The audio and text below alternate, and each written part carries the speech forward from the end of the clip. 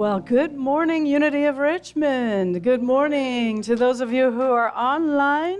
Welcome, and to those of you who are here in the room, we're so glad you're here. I'm Reverend Valorie K. Gunsch, and it's my joy to be here with you today. And we hope you're not all at the Irish Festival this morning. We hope that that you'll be watching us or here with us for at least an hour. So I'd like to welcome Fred Hess, our service leader today, up to share.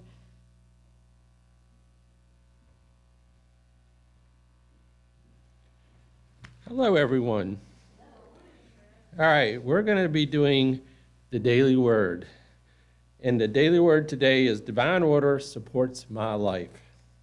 Divine order is one of the great truths of life. It provides a foundation for all growth and a blueprint for all manifestation. Feeling struck or bewildered is a sign that I'm out of step with divine order. I pause, and with compassion for myself, I release thoughts of worry, impatience, and doubt. I remind myself of times when I wondered whether I hoped for a result that would never happen, only to realize that hindsight and foundational aspects had to be in place first. Remembering this helps me to be patient and trusting now. I affirm, I cooperate with divine order. It is established in my life now. I listen with mind, heart, trusting that I will discern my path one step at a time. And the Holy Spirit wrote this in Proverbs. Trust in the Lord with all your heart and do not rely on your own insights. Now you repeat after me 3 times. Divine order supports my life. Supports my life. Divine order supports my life. Divine order supports my life. Thank you. Please feel free to stand, join us as we sing together in fellowship, recognizing the Spirit that moves in each of us this morning as we sing, Open the Eyes of My Heart.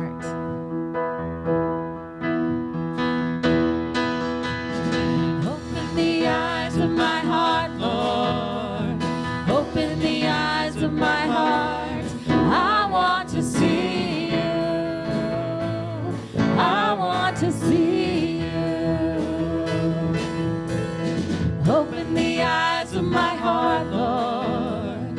Open the eyes of my heart. I want to see you. I want to see you. To see you high and lifted up.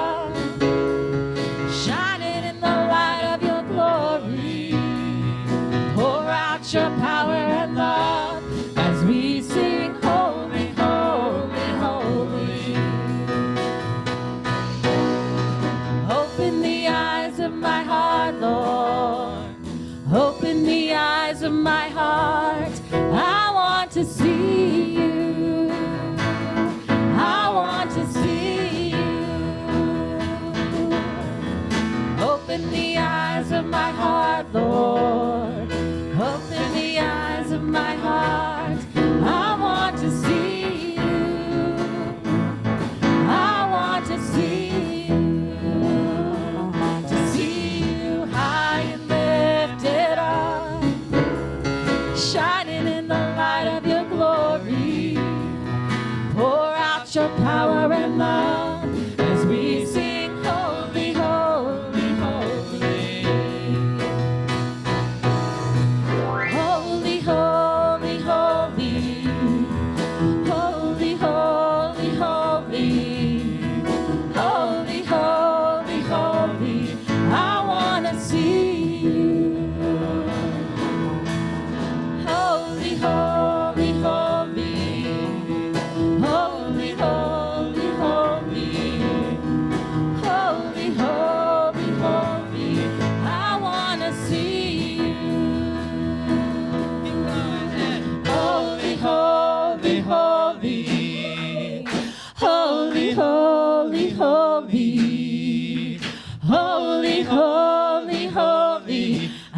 want to see you. One more time. Holy, holy, holy. Holy, holy, holy. Holy, holy, holy. I want to see you. Yes. Good morning, Unity RVA.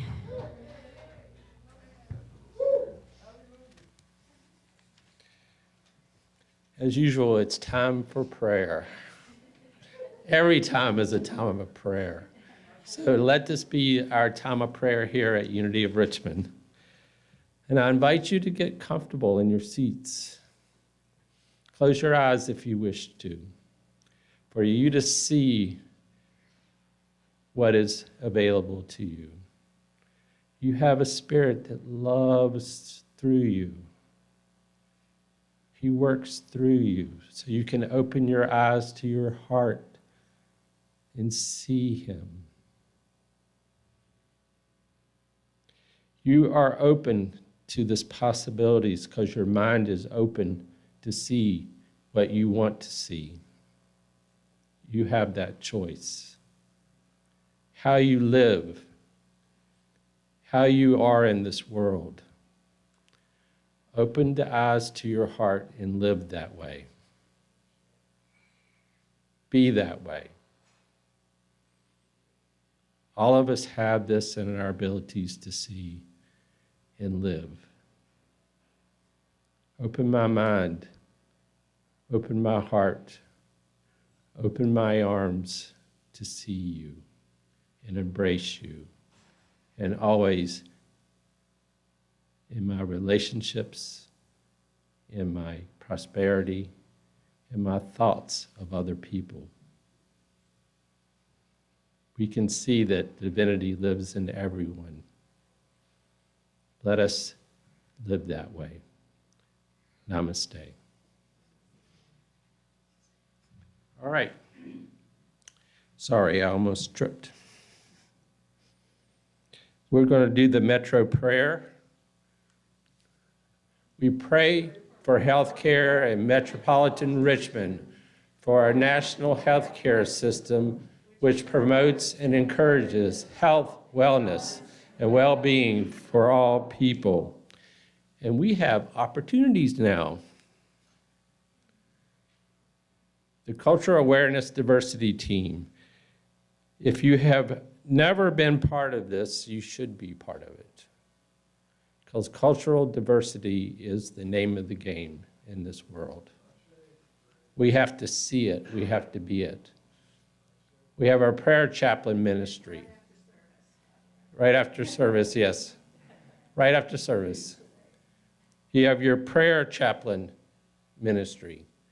We are invited to prayerfully consider becoming a prayer chaplain.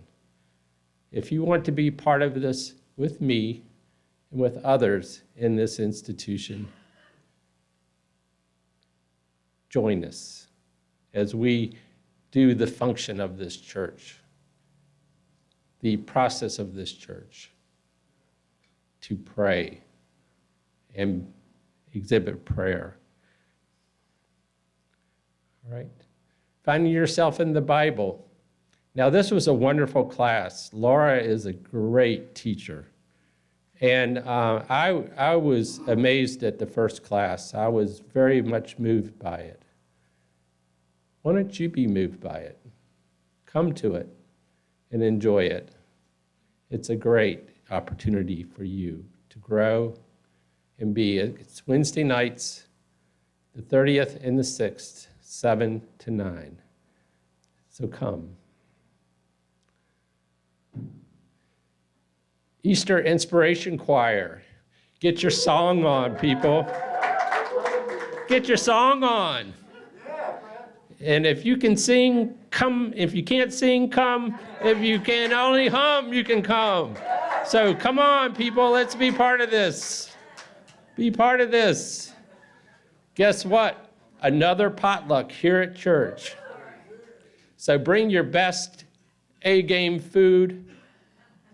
Cook to your heart's delight and share with all of us.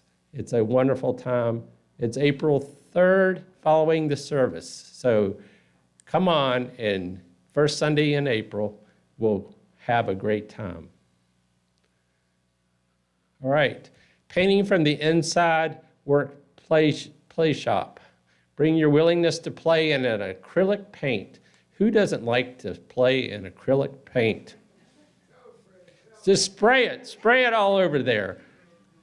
Use your imagination and creativity and let it happen. It's $30 to reserve your space. Sign up in the gathering space right out there. All right, April 9th.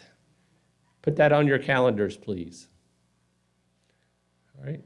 Community Yoga Play School.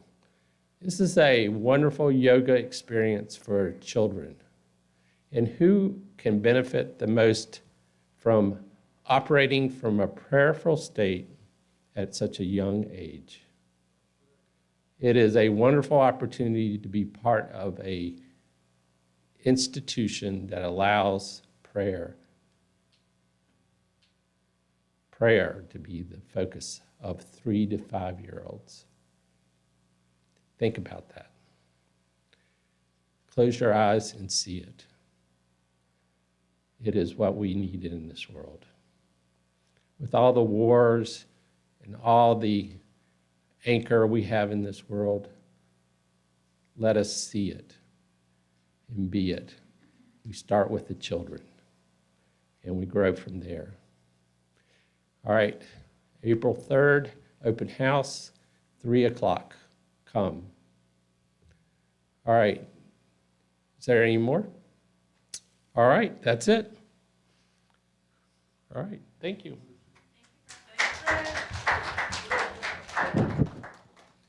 Thank you, Fred, and thank you, Heather and Sarah, our guest singer today. We're in for a real treat. I do want to say that we are rolling out the first installment of our auction, our fundraiser auction. We have some items that will be available. You'll see it in our constant contact newsletter, and we will have you be able to see it next Sunday with some form here to show you what we have, and so we can show you the items. They are looking beautiful. You can go online and see a list and pictures and starting bids, and it's very exciting that we're beginning that. And join me in our prayer for our community yoga preschool.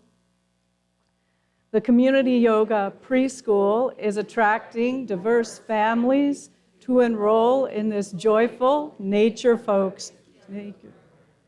We see divine order in completing all that is to be completed to prepare our building, hiring staff and enrolling 15 or more.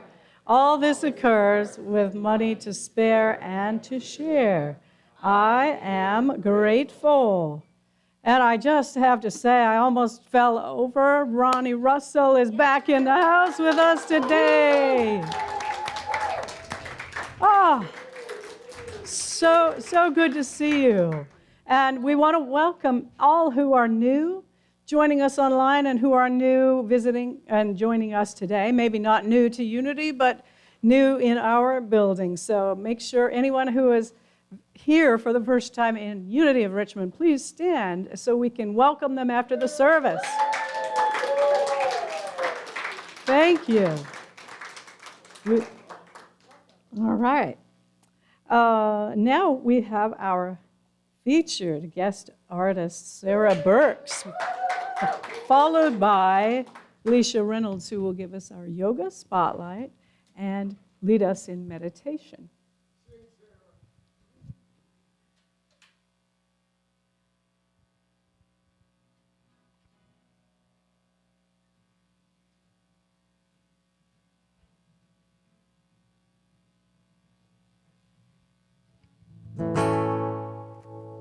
Make my way through the motions. I try to ignore it, but home's looking farther the closer I get. Don't know why I can't see the end. Is it over yet? Short leash and a short fuse don't match. They tell me it ain't that bad. Now don't you overreact. So I just hold my breath. Don't know why I can't see the sun. If young should be fun. I guess the bad could get better. Gotta be wrong before it's right. Every happy phrase engraved in my mind. I've always been a go-getter. There's truth in every word I write.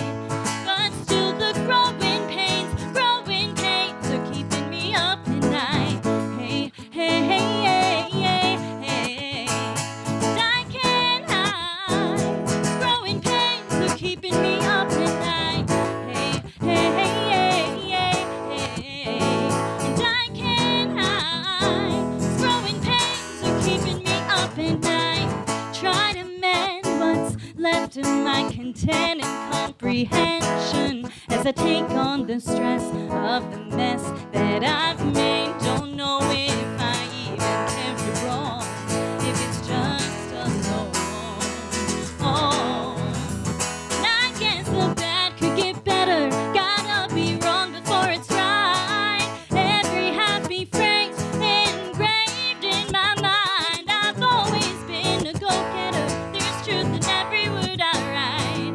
But still the growing pains are keeping me up at night. Hey, hey, hey, hey, hey, hey. And I can't hide. These growing pains are keeping me up at night. Hey, hey, hey, hey, hey, hey. And I can't hide. These growing pains are keeping me up at night. Starting to look like Miss Know-It-All. Can't take my own advice. Can't find pieces of my peace of mind. I cry more than I want to admit, but I can't lie to myself or anyone. It's phoning it in isn't any fun. Can't run back to my youth the way I want to. The days my brother was quicker to school. AM radio not next to do. Let monsters as an excuse to lie awake. Now the monsters are the ones that I have to face. No band-aids for the growing pains. Yeah, yeah, yeah, yeah. Oh, no band-aids for the growing pains.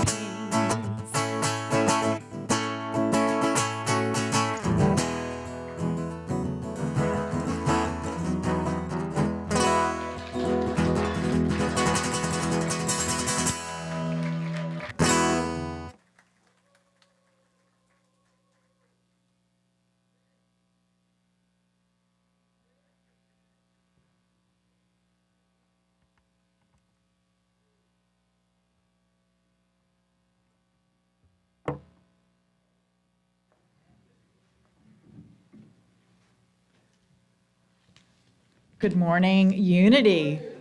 It's good to see you. I'm Alicia Reynolds, and I teach yoga here. I'm delighted to teach yoga on Monday nights. Some of you are students, and on Saturday mornings. So I'd love to have you join us. But today, we are here to celebrate Swami Muktananda. I love this photo.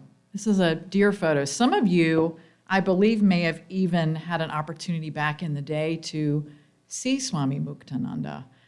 He was here in the U.S. between about 1971 and 80.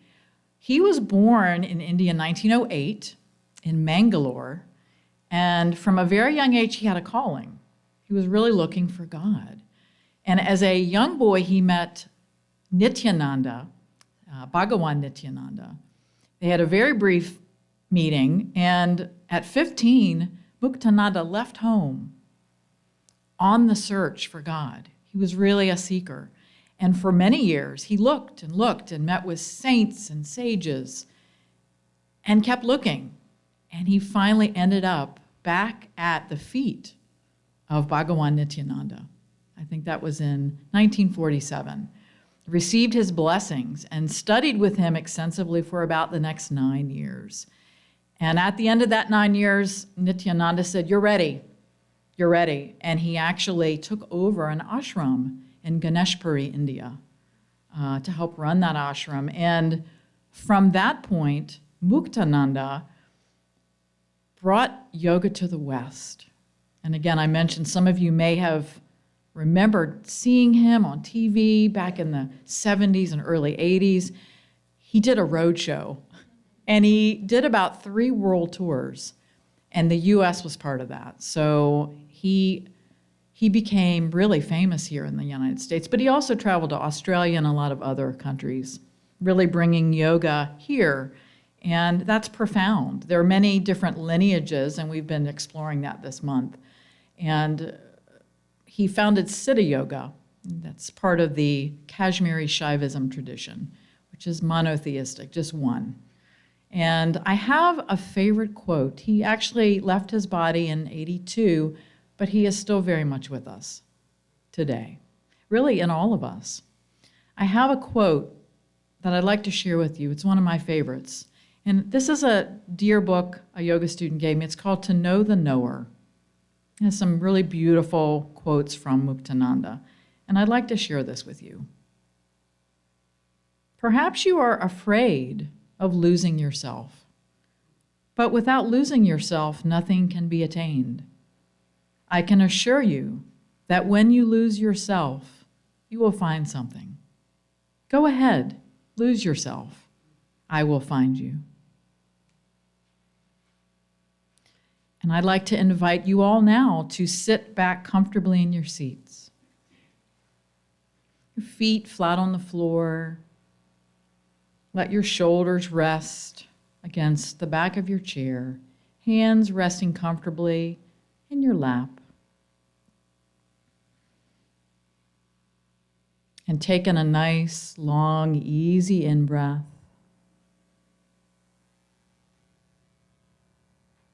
And let it out, slow and easy. And again, a long in-breath with a long, slow out-breath. And one more, if you'd like.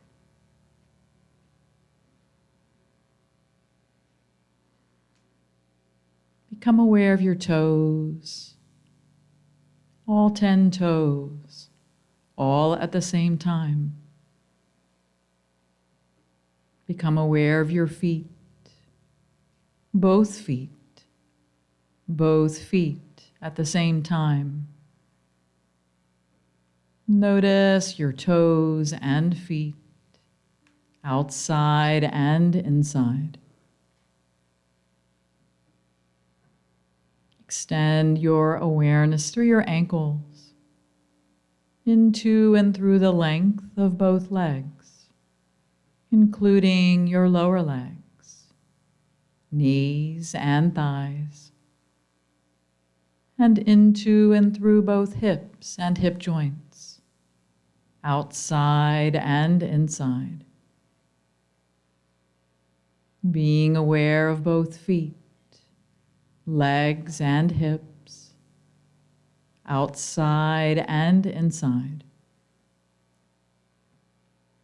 Extend your awareness into the area between your hips and hip joints, across the base of your pelvis, outside and inside, into and through your belly, outside and inside.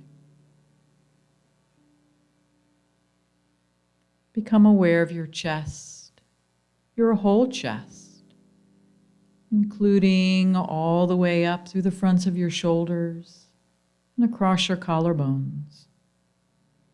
Being aware of your whole chest, outside and inside.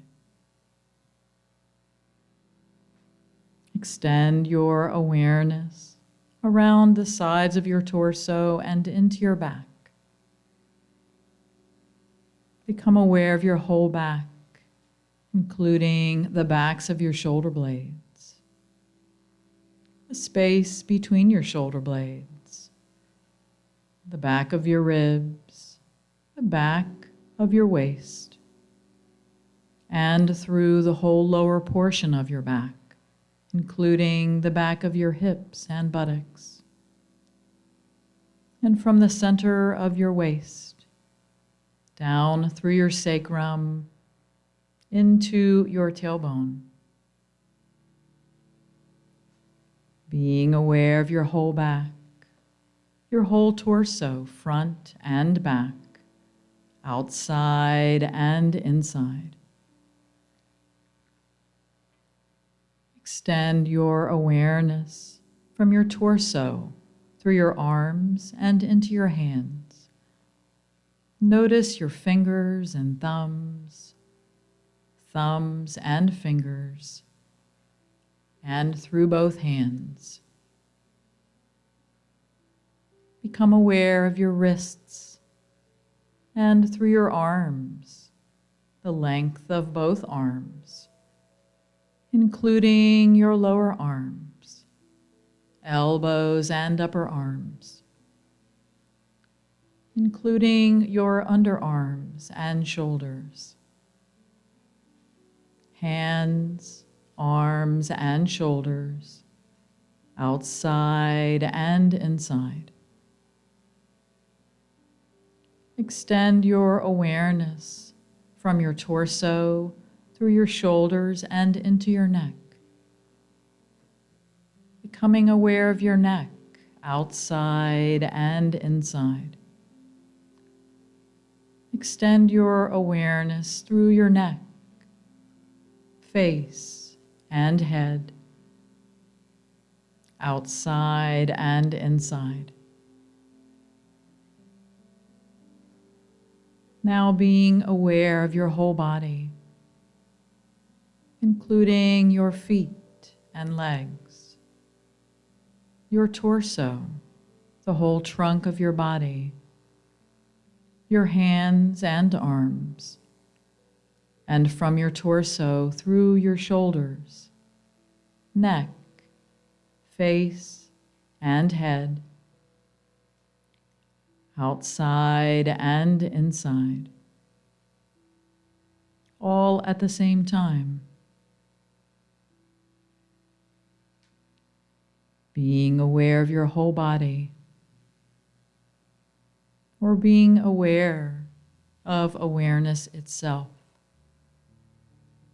or follow awareness into its source.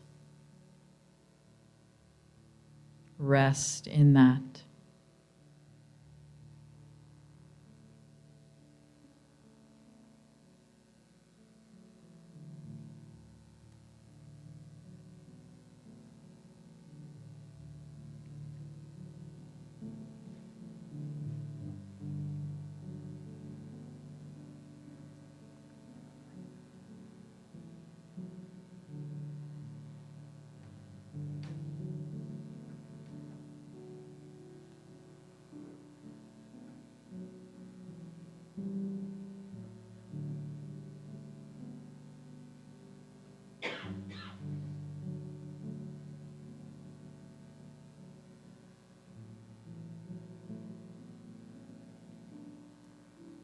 Bring your awareness back to your breath. Take in a nice long inhale with a slow, easy exhale. Wiggle your toes and feet. Wiggle and stretch your fingers and hands. Roll your neck and head from side to side. Stretch and move in any way that you'd like. And see what meaning this quote from Swami Muktananda has for you now. Perhaps you are afraid of losing yourself, but without losing yourself, nothing can be attained. I can assure you that when you lose yourself, you will find something. Go ahead, lose yourself. I will find you. Namaste.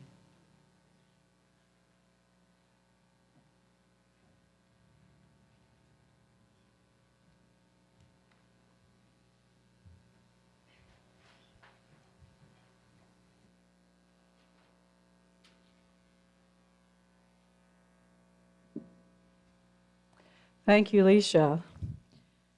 Thank you, Ian, Sarah, Heather, Forrest, and Ryan for the beautiful music today. I'm reminded, since we've been focusing on the yoga lineages this month, of this little humorous but true. Do you know what guru stands for? G, you are you.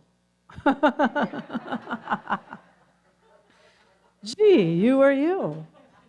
All the great teachers point toward that great revealing of the divine essence within each and every person.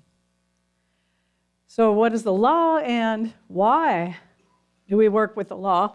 That's what I'd like to talk about today, and it's going to be a little bit shorter than usual, and because we do have a presentation for Women's History Month coming that is going to be a lovely addition to our service. So working with the law. What is the law and how do we work with it? The revealing word, our co-founder Charles Fillmore defines law in a couple of different ways. And the first one is that law is the faculty of mind that holds every thought strictly to the capital T truth of being, capital B, being, regardless of circumstances and environment. Yes. And the second definition he has is that God is all-providing law. Creative mind is not only law, but governed by the action of the law that it set it up. And the third one, divine law, is the orderly working out of the principles of being, or the divine ideals, into expression and manifestation throughout creation. And so because we're talking about principles of being and truths, capital T truth, we cannot leave out what the definition of principle is because they are kind of like one and the same, capital T truth and principle. We cannot, so the principle in the revealing word is divine truth. Principle is divine truth. And divine truth is a fundamental truth in universal sense as of pertaining to the divine. God is immanent as in the underlying cause of all creation. Now, principle and law work in the invisible, in the absolute realm. But they are the pathway through which we use the creative process to create our life. When we work with the law, we are in that right thinking, and then we are in harmony with divine law, and then we live in our spiritual consciousness, which is what all the teachers are pointing us toward, that spiritual consciousness. So we're not living in the world, we're not, we're of the world, but not living in the world. We're living in the world, but not of the world. Sorry, got that backwards. Now, our conscious awareness of divine law delivers us from those limitations and conditions in circumstances, which our third unity principle, which is how we work with the law. But we're not always staying in spiritual principle, are we? We're not always perfect in staying in spiritual consciousness. Our consciousness pivots back and forth from our human consciousness to the spiritual. Hopefully, we're getting to where we are spending more time in the spiritual consciousness the more we practice. And it is our human mind that is the gateway to the relationship with that spiritual consciousness, that awareness. So what we call in our 5 unity principles is a little bit different take than they used to, but the unity principles are really 2 principles, which are the absolute, unchanging, immutable truth, and 3 practices. So our first principle is that God is absolute and good and everywhere present. That's our first principle. That's unchanging, what is so. And our second unity principle is that human beings have that divinity, that Christ spirit within them, and therefore they are inherently good. Those are our two principles. And our third, fourth, and fifth principles are how we work with those two laws, principles. How we work with our beingness, our oneness. And our third principle then says that human beings create their experience by the activity of their thinking, and that everything in the manifest realm has its beginning in thought. Okay? So we use our thoughts and our feelings in a creative process, whether we're doing it consciously or unconsciously. And so our third principle is that we become conscious, we observe our thoughts and feelings. Now I said observe, not judge them. After we observe those thoughts, we can tell whether they're true or untrue thoughts, because you can tell in your body how those thoughts make you feel in your body. They resonate. So untrue thoughts, not so good. You know, it doesn't feel good. There's stress, there's tension in the body, and of course our mind and our thoughts are interconnected. So we think stressful thoughts, we're feeling stress in the body. Okay, so that those aren't the thoughts. So we want to work with our mind, which is what all the great teachings are teaching us to do, is in Buddhism and yoga and New Thought, is that we can work with our mind and we can turn those thoughts around using what we call our affirmations and denials, which we now call releases, which is really rethinking, forgiving, and coming back to spiritual consciousness. The thoughts and feelings that we focus on the most reproduce more thoughts and feelings of the same kind. And so if we don't shift from those limiting thoughts and feelings, then we'll end up drawing to ourselves circumstances and conditions that are in line with those thoughts, and vice versa. If we stay focused on using this principle of affirmation and denial, our third unity principle, or practice, if you will, we can do that, and we can use it to make good things happen for us personally. But if we just are focused in that, that's still our human consciousness. That's still our sense nature. We're doing it for our own personal gain. And so we miss the point. And in fact, if we stay in that sense consciousness, then all we do is replace that old concept of God as a punishing God, God for our sins, or rewarding us for our good behavior. We're replacing that with a new thought that just says, when I think good things will happen. When I think bad things will happen. That's the same kind of theology. It's just a different twist on it. So what we want to do is focus on our spiritual nature. Now, there is a collective thought, of course. Humanity has collective consciousness. And in that collective consciousness, there are a lot of negative, limiting beliefs and thoughts, right? And so what that is a mass group of people, collective consciousness, mass consciousness, believing the same thing, and that's creating our own hell on earth. Okay? Our work as truth students is to create heaven on earth by mastering our thoughts and feelings and rising to the higher awareness as our way shower, Jesus the Christ, demonstrated. The kingdom of heaven is within you.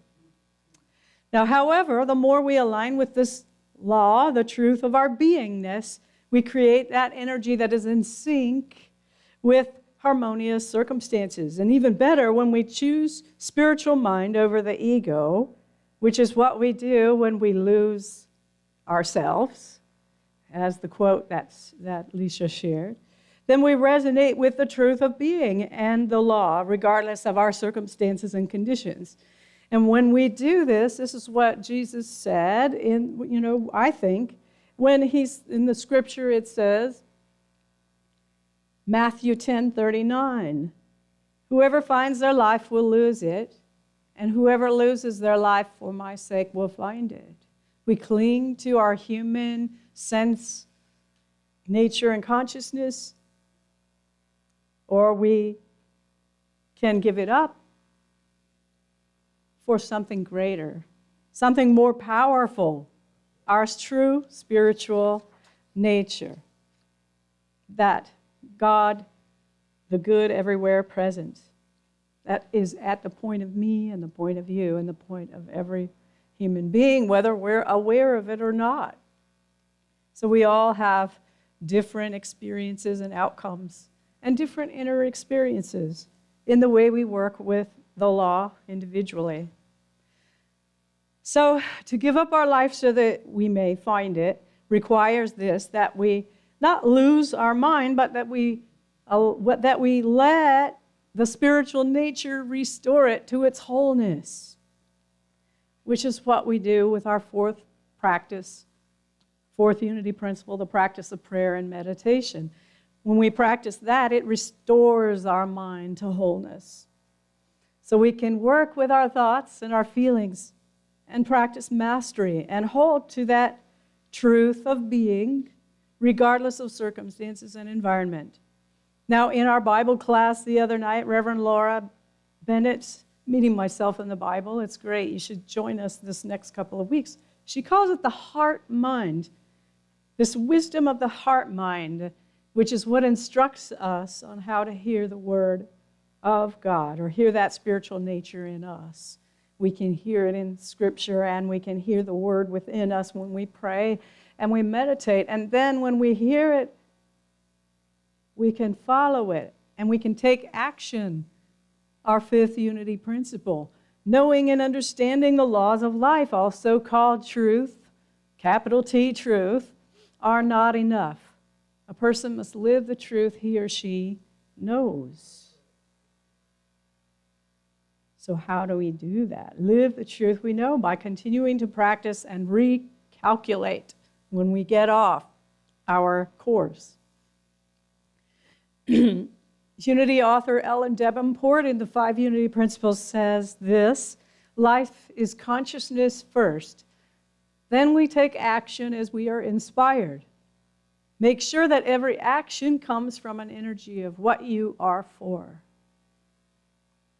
Make sure every action comes from an energy of what you are for.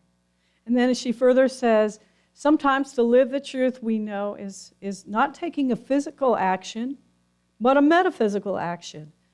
An energy shift precedes all change. Involution before evolution. We change in consciousness first before humanity evolves. And we create a different outcome or demonstration.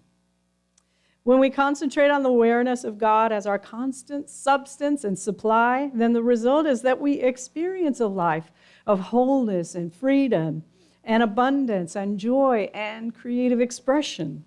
And this is what true prosperity is. So, here's a little practical version, and then we're going to go into our share with Lynn Johnston. But divine mind or spiritual mind ideates. God ideates. When divine mind gives us a divine idea, a creative idea, then we have the capacity to bring it to fruition, or we wouldn't have that idea to begin with. Now let's look at ideas, divine ideas, some practical things. So the idea of equality is a divine idea.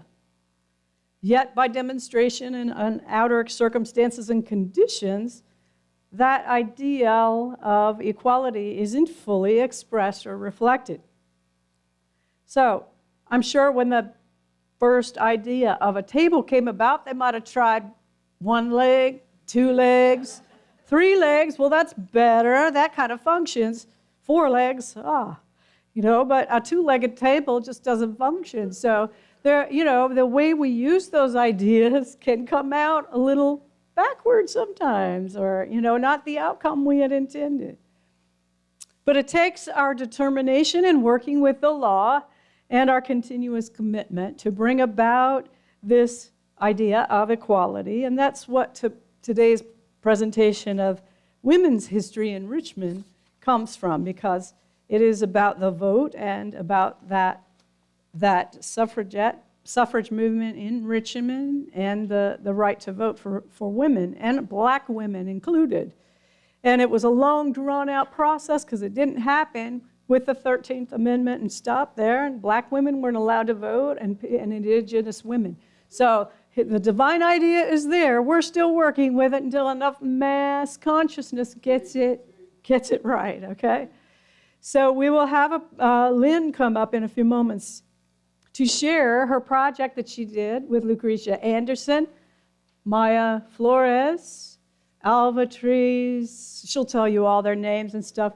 But it's a beautiful program that you can watch on YouTube. It's about an hour long, and it's very wonderful. And Katrina Carol Lewis and others are in this. So, working with divine law to bring about divine ideas of harmony and peace and beauty and love, we bring it all to fruition when we work with divine law. We do our inner work, the involution, and then that inner shift in consciousness comes about. Each one of us, one at a time, wakes up. Then humanity wakes up, and humanity evolves into that higher consciousness. Okay? Here's, to conclude, an excerpt from our Unity publication for Lent. And I want to invite you to, there's some extra copies out there. We still have more, so if you or a friend would like a copy, they're out there on the counter.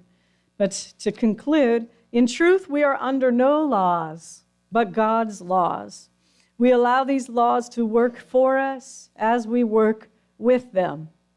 Gratefully, we acknowledge all the good already in our lives and all the additional good coming our way right now. We are fearless, certain, and secure because our awareness of Source, our Creator, is our ever-ending supply. Again, we are fearless, certain, and secure because our awareness of Source, our Creator, is our ever-ending supply. And so I'd like to call Lynn up right now, Lynn Johnston, to share with us the project, and we do have a video clip for you to watch, but it's just a teaser, so you'll have to look the link up online.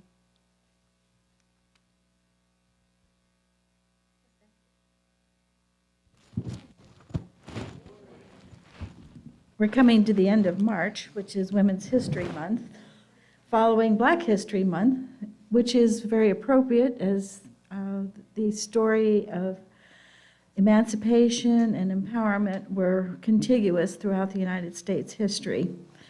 And it's still evolving and working toward greater awareness of what our combined mission in our lives are.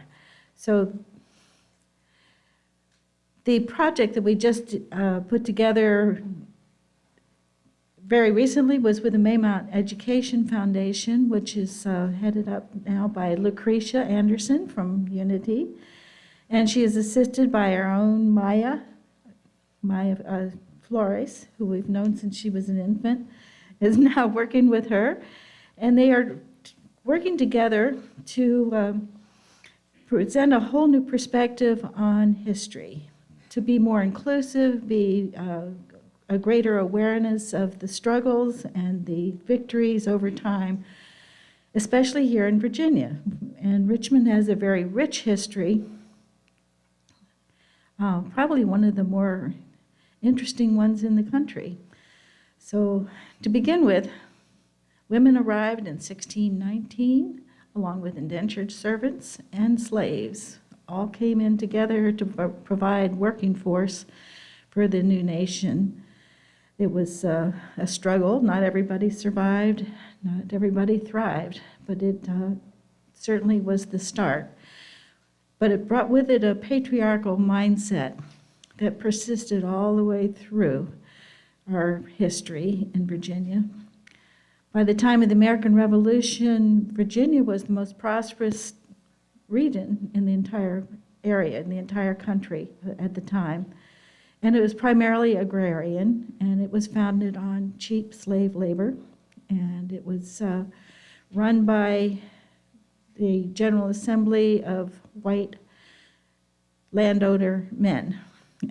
And the rights of the downtrodden and the disenfranchised were not recognized because the power lay with the gentleman. And it was not till, well, it was propelled partly, we're moving forward up into the shift from the agrarian society to more industrial and moving more into the cities. And then with the Mexican War, the westward expansion took about a third of the Virginia population with it.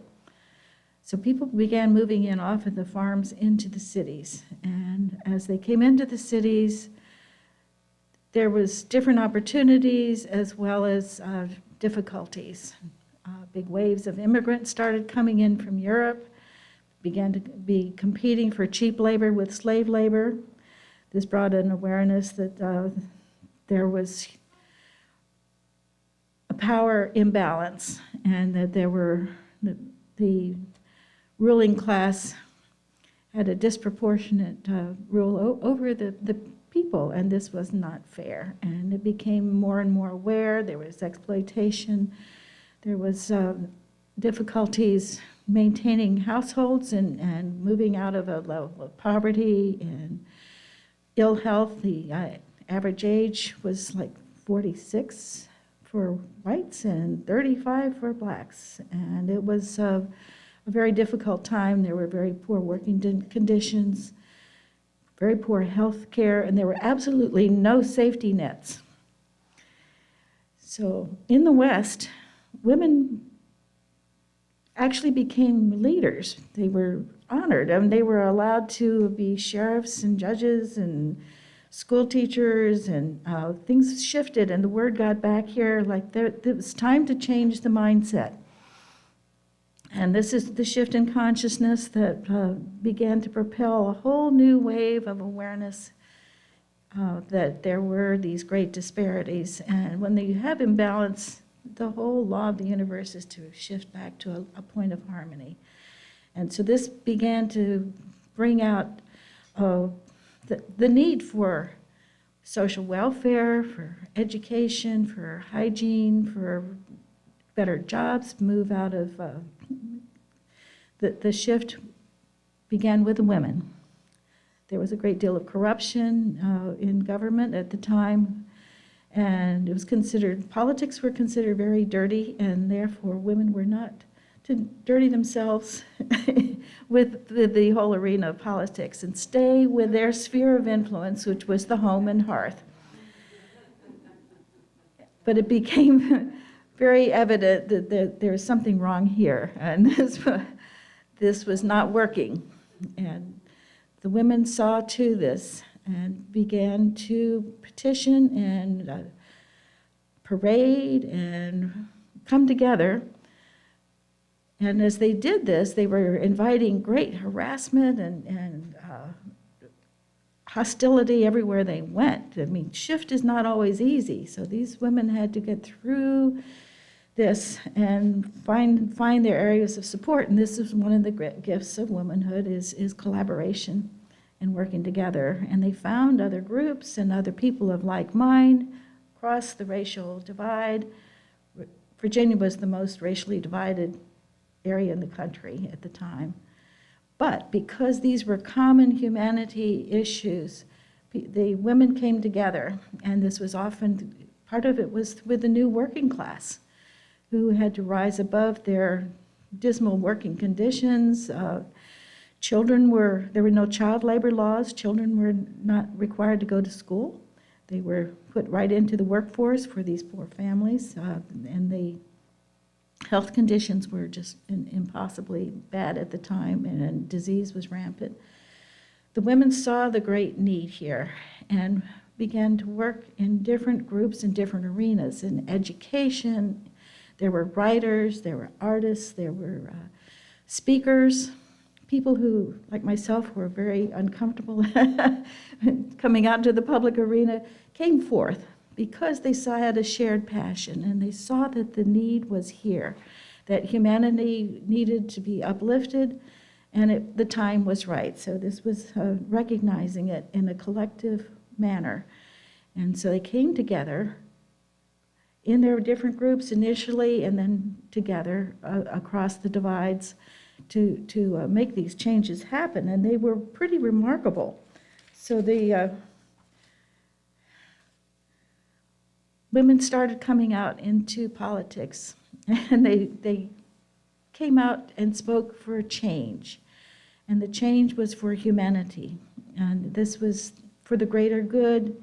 They could see that they needed to have their children educated and pulled off out of the fields and into schools. Then, of course, there was the whole thing of schools were greatly different in their black and white schools. And so that was recognized finally, and wealthy women began to upgrade the schools and go for high school education. We went from 4 high schools to 350 about the time the women got the vote. So education was enormous.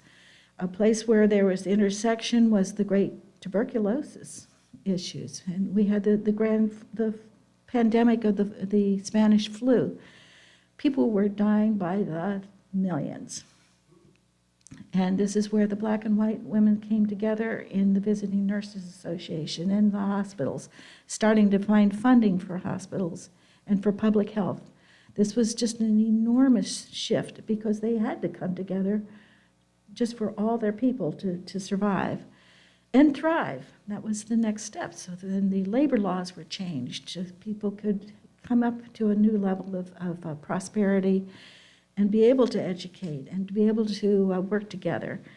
It was kind of exciting times. So everything shifted about the time the women got the vote. It was the Roaring 20s here in Richmond. We had Black Harlem going. We had Maggie Walker was bringing a new level of prosperity to the black community. The whole issue around the vote was very interesting. Black women were not invited to vote, but after the black men got the vote and they demanded it, they didn't want to have their husbands having power over them either. And so the voter registration issues became a point of meeting because everyone needed to be empowered. So the black and the whites did the voter registration drives, worked together to get people out to vote, and they came in droves. And changes happened, and the first women legislators started showing up. They were regarded with great suspicion, but and still they saw the needs and began to affect the changes, and that's what has happened over time with the women in politics, and all the way up to now, fully a third of our legislature are women, and wonderful changes have been happening. So this is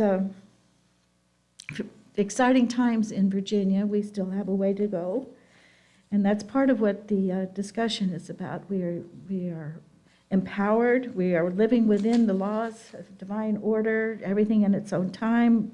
But we've become aware, and I think we're being more aware of recognizing the women's role over time to bring this consciousness to the public awareness where the shift happens. And that's what we have had multiple changes, and the needs to be recognized, and this is what women's history is about. So we are lined with truth. We are more inspired. We have actively put ourselves out into the public arena to inspire and educate and inform others. One of the ways I'm very active with the League of Women Voters, and it's totally nonpartisan, and the idea is to educate and inform voters, build trust in our government so that democracy truly is for all people.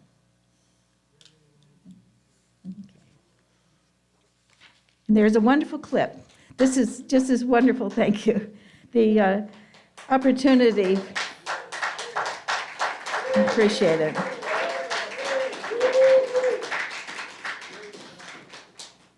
So the link for this particular clip that we're seeing, just a teaser for, it includes Katrina as Madam Maggie Walker, and she's wonderful, of course.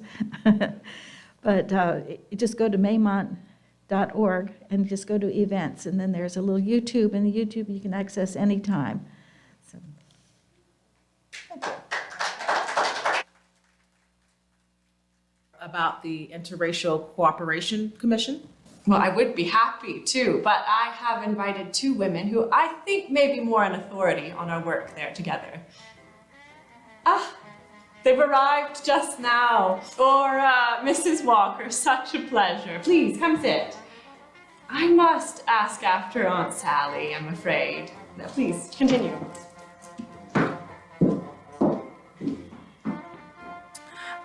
Oh, we appreciate you coming to speak with us, Mrs. Walker and Mrs. Stokes. Would you please introduce yourselves? Mrs. Maggie Lena Walker, Mrs. Aura Brown Stokes. Thank you so much. Mrs. Walker, would you mind telling us just a little about yourself and your civic and advocacy work here in Richmond? Well, where to begin? I suppose I'll start with St. Luke's. That's where it all began in my youth. Working with the benevolent organization there when I was 14 and helping to care for the infirm. Eventually, I began teaching, but when I married Armistead, of course, all that stopped. Women weren't allowed to teach once we became wives. Nevertheless, I found myself continuing to work with St. Luke's. I worked my way up through the ranks there, founding and editing the newspaper, and securing jobs and training for women. And then, of course, we created the Penny Savings Bank, where I was the bank president. We were looking to empower ourselves economically, invest in Black businesses in Jackson Ward, secure our own welfare, all of that. It was difficult, but necessary work. Thank you. And Mrs. Stokes? Yes. It is interesting to give biographical information about oneself in this way, but I have an extensive background in sociological work and education, and have trained as a teacher as well. I'm now working as a probationary officer for women and girls in the juvenile courts of Richmond, for which I take no salary. I've headed up numerous committees and organizations here in Richmond and regionally over the years, focused on justice and well-being for Black women. Thank you. Now, I believe Ms. Houston invited you here to speak briefly about your work with the Commission on Interracial Cooperation and with getting Black women to the polls. Yes. Before, we were largely left out of the women's suffrage movement here in Richmond. And then, because of our own segregation laws here, we weren't allowed to join the League of Women Voters. That didn't mean we didn't keep fighting and educating in our own communities. That's right. We formed our own Negro League of Women Voters, where I was the president. It wasn't until after the amendment finally passed that we started to gain some traction and build coalitions with white women, such as Nora, and the Commission on Interracial Cooperation, to get Black women to the polls to exercise our rights. They helped us with some of our fundraising efforts as well.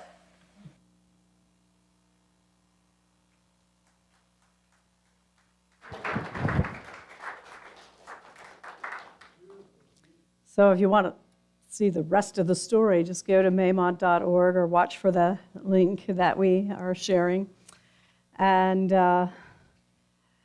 there's a panel discussion as well as some other historical figures of Richmond. So it's very delightful. It's a project that Lynn was involved with. She doesn't toot her own horn, but in getting grant money for, right?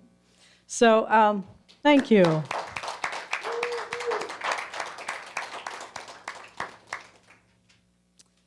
All right, so we'll After the service, we will be having our prayer chaplains up front to be available to pray with you. The prayer box is open for prayer requests, and of course, online, you can also fill a prayer request form, okay? And do we have any youth today? Oh, Edie's granddaughter is here with us, but okay. Hello. Well, let's do our Youth of Unity prayer together. We see our Youth of Unity program growing and thriving with activity. Our programs teach and empower children and youth to live authentic and powerful lives using our unity principles, and so it is. So now is the time for our prosperity blessing and giving, so let us really sink into the heart and feel the power of these words. Divine love expressing through me blesses and multiplies all that I am, all that I have, all that I give, and all that I receive. I am grateful.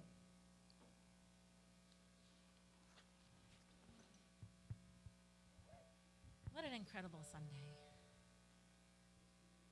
Thank you so much for being here. Being the love that you are, sharing the love that you are, desiring to be more of that in expression. So just thank you for being part of this community, part of this tribe. I know every time I come here, I'm so uplifted. And Ronnie, I am just so excited to see you back. And we love you, and it is just such an honor for you to be back here with us. So thank you for joining us the minute you felt better. We love you. All right.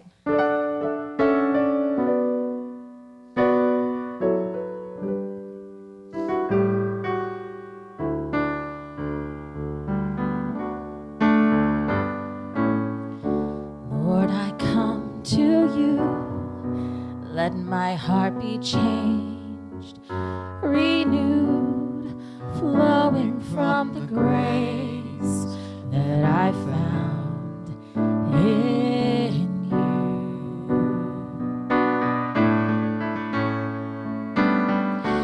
Lord, I've come to know the weaknesses I see in me will be stripped away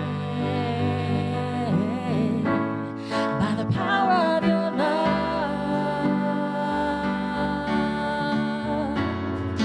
Hold me close, let your love surround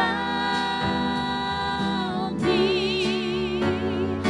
Bring me near, draw me to your side.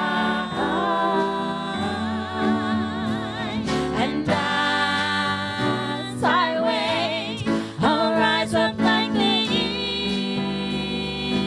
and I will soar with you. Your spirit leads me on in the power of your love.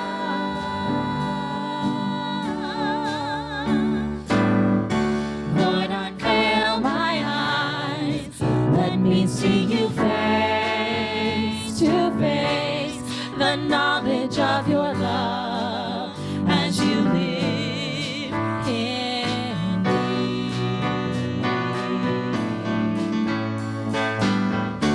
Lord, renew my mind as your will unfolds in my life, in living every day, in the power of your love. Here we go. Hold me close, let your love surround me. Bring me near, draw me to your side. And as I wait, I'll rise up like the eagle, and I will soar with you. Your spirit leads me on by the power of your love.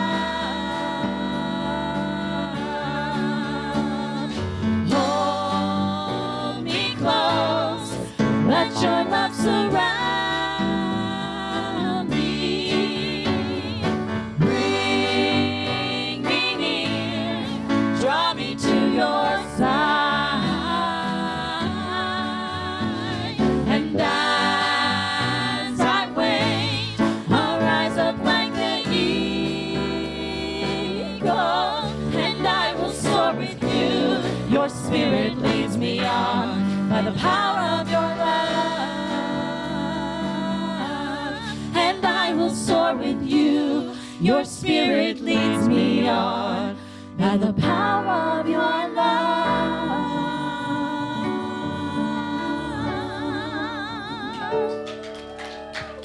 Thank you.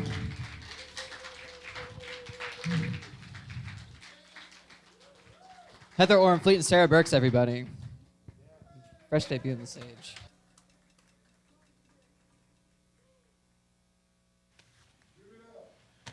Great job, guys. All right. Time to bless our gifts. We give thanks for the gifts that support our mission of creating a spiritually awakened world. Now it's time for thank yous. We give thanks for the musicians. Ian, Forrest, and Ryan. The singers, Heather and Sarah. Thank you so much. That was beautiful. For Valorie and Leisha, for their kind and thoughtful thoughts. For the AV room, Natasha, Rich, and Bernice back there and there, always doing tireless work in the background. Thank you. Thank you. And Lynn Johnson, what a powerful subject you brought up. Thank you so much. And I'd like to thank Ronnie for actually showing up for a change. All right.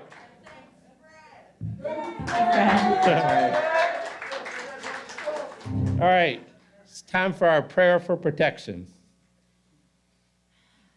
So stand, please. The light of God surrounds us. We are light. The love of God enfolds us. We are love. The power of God protects us. We are power. The presence of God watches over us. We are present. Whatever we are, God is. We are divine.